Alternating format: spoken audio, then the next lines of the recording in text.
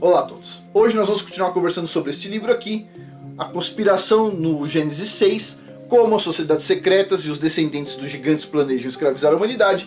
Muito interessante. E a gente vai continuar falando sobre Atlantis, parte 2. Pois bem. Só uma questão. Algumas pessoas perceberam que eu troquei de camisa e algumas pessoas falaram o seguinte: a camisa do Afonso é antivírus, né?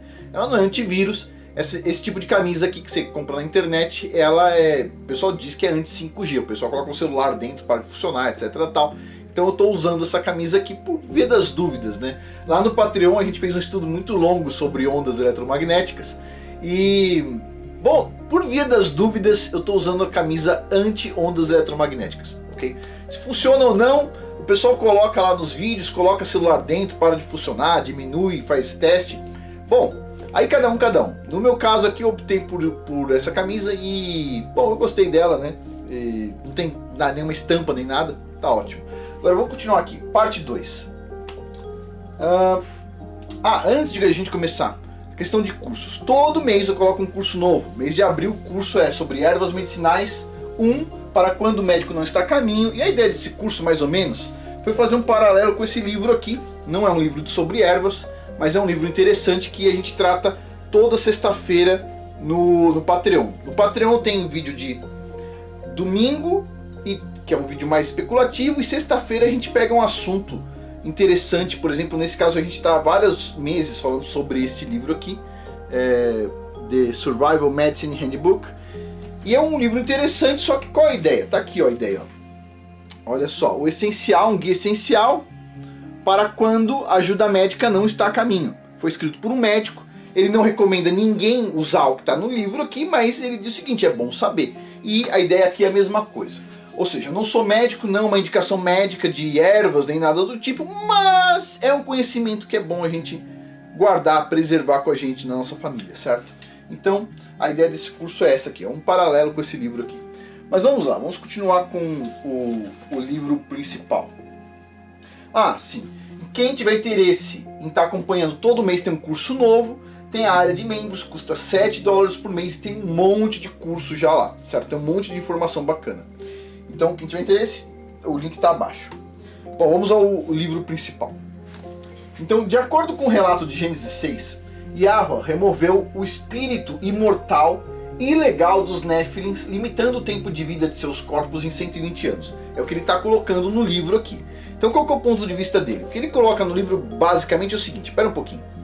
Foi assim: Adão e Eva, eles não puderam comer do fruto da árvore da árvore da vida. Eles seriam imortais, eles caíram, certo? Pois bem, e isso então tornou eles mortais.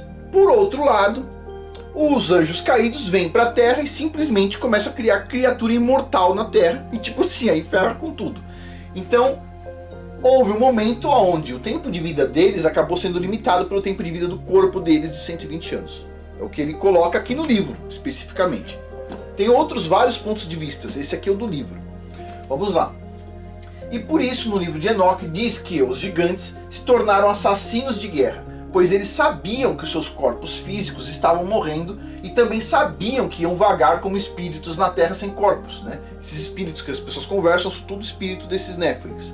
Pois bem, e por isso, diz que os semideuses, abre aspas aí, semideuses, atlanteanos, queriam causar a maior destruição possível na descendência de Adão, certo? Na descendência adâmica. Plutarco os descreveu da seguinte forma, então vamos lá.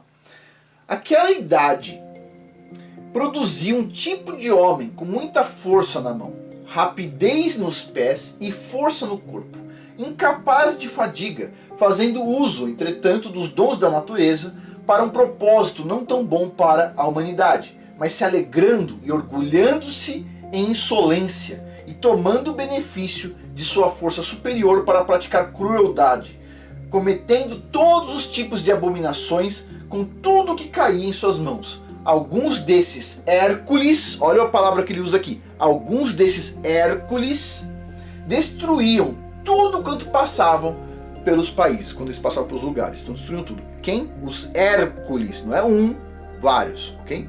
Pois bem, era um termo que eles usaram lá, quem usou foi o Plutarco. Bom, essa descrição soa familiar com o que já estudamos, né? Parece que sim, né? Os 10 semideuses, de novo, corruptos que governaram com a mão pesada, assegurando poder absoluto sobre seus reinos e cidadãos através da corrupção e violência. Uma coisa que nem se vê hoje mais, corrupção e violência por parte do governo, nem se vê mais. Continuando aqui. A bruxa Helena Blavatsky, ele fala Helena Blavatsky, eu incluí o bruxa aqui, é um ponto de vista meu, tá? Não consegui assim aguentar. Então, a Helena Blavatsky eu não consigo. A bruxa Helena Blavatsky diz no seu livro Isis Sem Véu que os atlanteanos eles eram uma nação de médiums naturais que foram arrastados para uma nação de magos negros que levaram eles à guerra. Sempre a mesma história. Ah, tem os bonzinhos e os mauzinhos. Não tem bonzinho e mauzinho. Tem tudo mal e ponto. Não tem nada de bom vindo desses negócios aí. Nada. Ah, mas pensa só, como é que os caras vão ensinar o que esses horrorosos eles ensinavam, falando que eles eram maus? Ó, pessoal, tem um monte de gente aqui antiga, má, e eu vou passar pra vocês o conhecimento deles. Não dá. Tem que ser assim, eles se tornaram maus porque eles se corromperam no final, mas eles eram bons e eu vou ensinar o conhecimento de quando eles eram bons pra vocês. Sei. Boa. Mas vamos lá, continuando aqui. Essa guerra é recordada no livro de Enoque como um castigo para os anjos caídos, que deveriam ter a sua prole, deveriam ver a sua prole sendo destruída antes de serem acorrentados no abismo. Por isso, Yahweh enviou um poderoso anjo para incitar a guerra entre eles. Está no livro de Enoque isso. Após essa guerra que eles fizeram contra os humanos e contra uns aos outros, é recordado que aconteceu um grande cataclisma, incluindo terremotos, presta atenção, terremotos, erupções vulcânicas, tornados, furacões e uma grande enchente. Esse cataclisma é recordado em todas as culturas, é recordado na cultura grega, é recordado na cultura egípcia, é recordado na cultura indiana, é recordado na cultura pré-colombiana, todos os lugares do mundo, e quando chega lá na hora do cientista falar, diz assim, todos os lugares do mundo falam a mesma coisa? Não é verdade. Tipo assim, não faz sentido, percebe? Tipo, tem muitas personalidades históricas muito importantes que tinham esse conhecimento. Por exemplo, Napoleão. Napoleão dizia que tinha o maior temor de Napoleão, pelo menos o que contam, é que ele tinha medo que o céu caísse na cabeça dele. Bom, se não tem domo, não dá para cair céu nenhum, não é verdade? Mas com um domo em cima da Terra, sabendo que acontece a inversão de tempos em tempos, que acontece um monte de coisa, a gente sabe que, tipo assim, tinha um pouco de sentido aí. A gente já discutiu muito isso lá no Patreon também. Mas vamos lá. Várias dessas lendas contam que o cataclisma iniciou com uma forma de meteorito que caiu do céu. O início foi um meteorito, diz as lendas. Em grego, a palavra desastre vem de estrela maligna. Desastre vem de estrela maligna, presta atenção. Sugerindo que o dilúvio foi iniciado por uma estrela maligna, asteroide ou meteorito, que caiu no oceano. Não é bem assim que funciona, mas tem um início. Tem um ponto que a pessoa fala assim, começou assim. Então esse é um ponto interessante. E a gente entende por quê. Tem um monte de bilionário louco falando que a NASA está errada nas previsões de asteroide, que precisa tomar mais cuidado, etc. Os bilionários estão preocupados. Teve um vídeo aqui no canal falando sobre isso, certo? Além disso, a própria NASA fica lá, eu acho que vai vir um asteroide, acho que não, acho que sim, acho que não. São os prognosticadores, né, do pessoal tentando acertar alguma coisa. E a gente sabe que algum tempo atrás o pessoal ficou bem animado, ficou bem agitado assim, como se tivesse alguma coisa muito grande para acontecer, e no final das contas, né, passou, não aconteceu nada. Pois bem, mas vamos continuar aqui. Então, tem alguma coisa que cai no céu quando começa, é o ponto inicial. Não quer dizer que aquele ponto inicial é o que vai gerar todo o problema. Não é que cai um asteroide que vai gerar um tsunami, nem nada disso. É uma série de asteroides, a gente vai ver, e eles marcam o início. Por quê? Quando, no modelo da Terra plana, quando o campo magnético da Terra ele enfraquece, ele não vai conseguir dar suporte com as coisas que são criadas em cima. Por quê? Porque no modelo da Terra plana, em cima do domo, em cima do campo magnético que está segurando o domo e para cima ainda, tem uma espiral de plasma. Essa espiral de plasma, a energia dela, a luz dela, ela vai entrar pelo domo, que vai funcionar como uma lente convergente, vai criar o Sol que a gente vê, certo? É o modelo Terra plana. E essa espiral de plasma, o plasma ele forma minerais, ele forma água, ele forma ferro, ele forma jazidas, ele forma um monte de coisa. Quando o campo magnético ele reduz, as coisas mais pesadas que estão lá em cima, no plasma, elas começam a cair, simplesmente assim. Então assim, de qualquer forma, não é o fato de ter caído que faz com que aconteça o cataclisma. O cataclisma, ele pode ser o ponto inicial, ser quedas de coisas do céu. Você vê lá o início. Mas tudo aquilo ali tem a ver com a inversão do campo magnético da Terra, no meu ponto de vista, não do livro. Mas vamos continuar aqui. No épico de Gilgamesh, relata que as águas de baixo foram liberadas, enquanto que os 7 juízes infernais liberavam as suas tochas de fogo. Bom, para quem está acompanhando o Patreon, todo domingo, a gente tem mais 100 vídeos, sabe o que eu estou falando aqui, olha só. Presta atenção de novo. Ó. No épico de Gilgamesh, relata que as águas de baixo foram liberadas. As águas de baixo foram liberadas, ok. Enquanto que os 7 juízes infernais liberaram suas tochas de fogo, plasma descendo, ok. Ele vai aterrar nas grandes cidades, ok. O dia se tornou noite, a gente já falou sobre isso aqui. A terra foi esmagada como um copo, enquanto as águas de cima eram colocadas sobre as pessoas como marés em batalhas. Que águas de cima? Então a água que está acima também desce parte dela. Pois bem, ela desce pela parte norte, depois ela vai escoar e ela vai aumentar o nível do mar aos poucos, né? Mas a terra também aumenta de tamanho, depois ele reduz de novo. Mas assim, a parte pior, ela é muito perto do norte nesse modelo de terra plana. Mas vamos continuar aqui. Bom, ele dá a entender isso aqui, é isso que muitas pessoas entendem, que um grande asteroide, alguma coisa grande, cai no mar e gera um mega tsunami, né? Agora, eu penso que não é só isso aqui é só um sinal, é só um indicativo de que começou o processo. Começou a vir coisas do céu, você sabe, tipo assim, ó, começou o processo. De repente, o dia virou noite.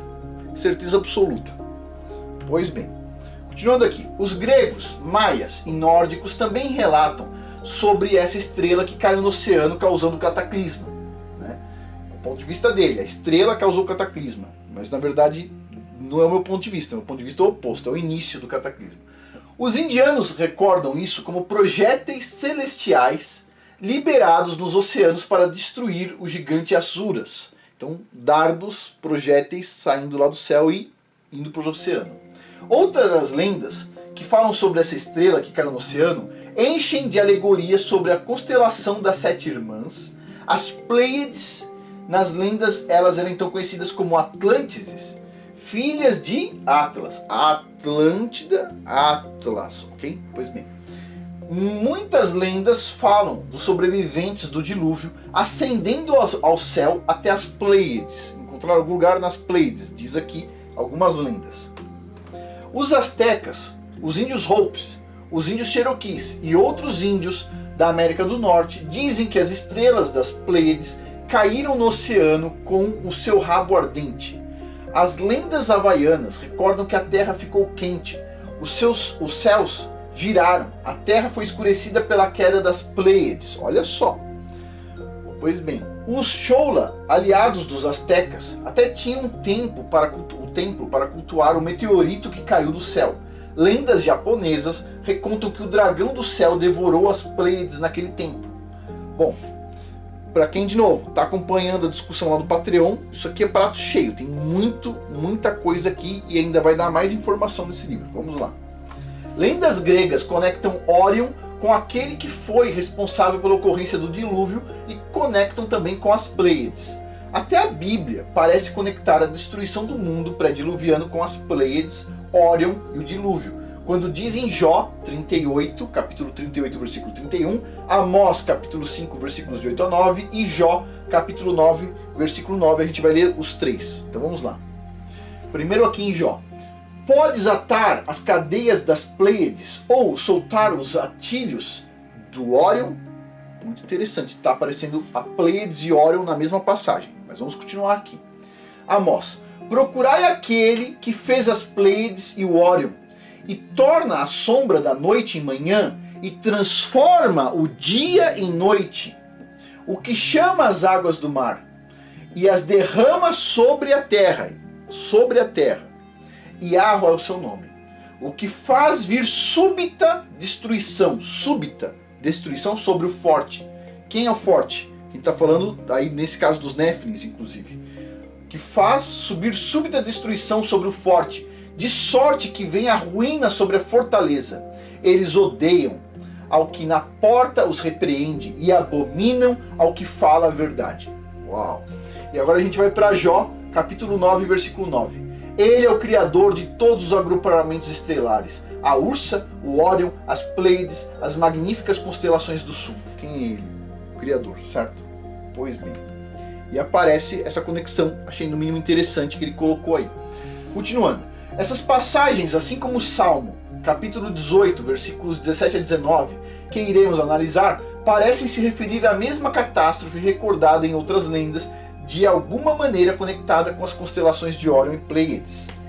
Então a gente vai ler o Salmo 18 aqui, um pedacinho dele, versículo 7 até o versículo 19. Então vamos lá. Então a terra se abalou e tremeu, e os fundamentos dos montes também se moveram e se abalaram, porquanto ele se indignou.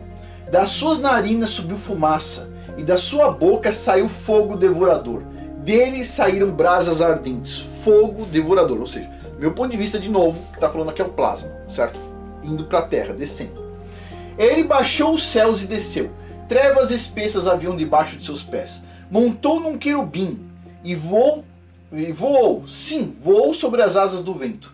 Fez das trevas o seu retiro secreto. O pavilhão que o cercava era a escuridão das águas e as espessas nuvens do céu. De novo, mesma coisa, modelo terra plana. Tudo que você quiser explicar na Bíblia, você vai precisar entender o modelo terra plana. Ponto. Mas vamos lá, continuando aqui. Do resplendor da sua presença saíram, pelas suas espessas nuvens, saraiva e brasa de fogo. De novo, plasma. Aqui, Yahweh trovejou a sua voz e havia saraiva e brasas de fogo. Despediu as suas setas e os espalhou, multiplicou raios e os perturbou. De novo, ó, setas e também a questão aqui, ó, multiplicou raios, certo? Então foram vistos os leitos das águas. Algum tsunami enorme acontecer, porque quando acontece o tsunami, a água recua, você consegue ver o leito das águas, né? Então foram vistos os leitos das águas e foram descobertos os fundamentos do mundo. A tua repreensão, Yahweh, soprou do vento das tuas narinas. Do alto estendeu o braço e me tomou. Tirou-me das muitas águas, livrou-me do meu inimigo forte e daqueles que me odiavam, pois eram mais poderosos do que eu. Surpreenderam-me eles no dia da minha calamidade, mas o Criador foi o meu amparo. Trouxe-me para um lugar espaçoso, livrou-me porque tinha prazer em mim. Pois bem, então, ou seja, de novo, é um salmo que tem muita informação, Salmo 18 tem muita informação que parece estar relacionada com a inversão que já aconteceu. Pois bem, vamos lá. E tem outro ponto interessante ainda com relação à inversão aqui nessa parte de Atlantis, que é a questão do tempo. Então vamos lá. Mesmo Atlantis tendo sucumbido à destruição e à violência, antes de ter sido destruída, ela é recordada como uma civilização avançada em tecnologia e conhecimento. E eles eram reconhecidos como sendo grandes engenheiros e arquitetos. Em grego antigo, as palavras tecnologia e artes, elas tinham quase o mesmo significado, ou seja, tinham parecido, arte e tecnologia. Eles eram como se fossem artistas tecnológicos, vamos dizer assim. Pois bem, no Egito, a era de Atlantis era referida como o primeiro tempo. Isso é muito interessante. Por quê? Porque assim, tem vários livros que falam o seguinte, essa inversão aconteceu muitas vezes, ela é cíclica, etc. tal. Mas, se você for pegar o texto dos egípcios, e acredita uma coisa que eu acredito também, que assim, essa aqui é o primeiro tempo, antes do dilúvio, depois vem o segundo tempo. Então você tem o primeiro tempo todo até o momento do dilúvio. Então os egípcios aí, do meu ponto de vista, estão falando uma coisa que eu também entendo. Então vamos lá. Era referida como primeiro tempo. Era na qual os humanos conversavam diretamente com os deuses, entre aspas. E mulheres mortais tinham filhos dos deuses. Então, no primeiro tempo, os humanos conseguiam conversar com os deuses, anjos caídos, e as mulheres tinham filhos com deuses, anjos caídos. Pois bem, continuando aqui. Em muitas lendas gregas, diz que os ancestrais dos gregos eram originados de Ophites, o povo serpente, que veio do mar oeste, o povo atlantiano. E os gregos ainda recordam que a Etiópia, em seu território original, norte da África, era recordada como a Montanha das Serpentes. Pois bem, e a gente termina por aqui. No próximo episódio, a gente vai falar sobre um outro capítulo aqui deste livro, que se chama Zep-Tep, o primeiro tempo. A gente vai falar sobre o primeiro tempo, o Zep-Tep. Pois bem, e para finalizar, lembre-se tem o link abaixo com desconto, acho que é de 50% desse curso, Ervas Medicinais Parte 1, para quando o médico não vem. Não é um curso assim muito dinâmico como os outros cursos da parte de negócios, mas ele é um curso assim onde tem muita coisa. A ideia foi passar informações que são consagradas na literatura. Então tem algumas dicas que eu vou colocando no meio, mas não é uma coisa baseada 100% na minha experiência, é baseado em coisas que estão bem documentadas. Por quê? Porque quando a gente entra na parte de ervas medicinais, aí sempre aparece alguém dizendo assim, ah, como é que você sabe disso? Como é que você sabe daquilo? Então quando a gente pega um item desse aqui, para mostrar algumas coisas, a gente tem que ter assim bastante lastro em alguma coisa que é bem forte. Então no caso aqui a gente escolheu um livro, eu tenho vários livros de ervas medicinais, escolhi um que bate mais com todos os outros, e é um livro muito bem conhecido, que é o The Encyclopedia of Medicinal Plants, que é um livro bastante interessante. Pois bem, é parte 1 porque depois vai ter ainda a parte 2, mas não agora, talvez daqui 4, 5 meses. Pois bem, e quem tiver interesse em mais do que um curso, tem, acho que agora no total, 8, 9, 10, 11, 12, 13, 14, 15 cursos, custa $7 por mês para quem está lá na área de membros. Todo mês tem um curso novo. Você pode, por exemplo, por $7 assistir 7 cursos, ou 8 cursos, ou 9 cursos, ou 10, ou 11, ou 12. Mas o ideal é você fazer aos poucos para você ir ganhando conhecimento aos poucos, certo? É muito difícil você absorver tudo, entender tudo e colocar na prática. O importante desses cursos aqui é de alguma forma você começar a colocar na prática. A parte de negócios, por exemplo, brainstorm, venda de serviço de alto valor, networking, puxa vida, networking, o curso networking. A maior parte do que você vai encontrar na internet sobre networking não tem nada a ver sobre networking. Nada a ver. Todo mundo que tem um bom network sabe exatamente o que eu estou falando. Tipo, você não vai ter 100 amigos no seu network, você não vai ter 50, não é verdade? Você tem um número limitado de amigos, onde você ali vai estar fazendo um trabalho, você vai estar trabalhando em conjunto com as pessoas. Então você não consegue trabalhar em conjunto com 100 pessoas, é difícil. Assim, ajudando 100 pessoas. Mas você consegue limitar lá 10 pessoas, né? Então tem vários da área de negócio. A arte da imperfeição, muito bom, é para quem, por exemplo, tem problema com perfeccionismo, não consegue começar as coisas, né? Não consegue pôr para fazer. E tem outros tantos cursos. Quem tiver interesse, $7 por mês, link abaixo, vale a pena. O valor é bastante econômico, tem uma quantidade muito grande de curso. Bom, pessoal, por hoje é isso. Muito obrigado a todos. Até mais.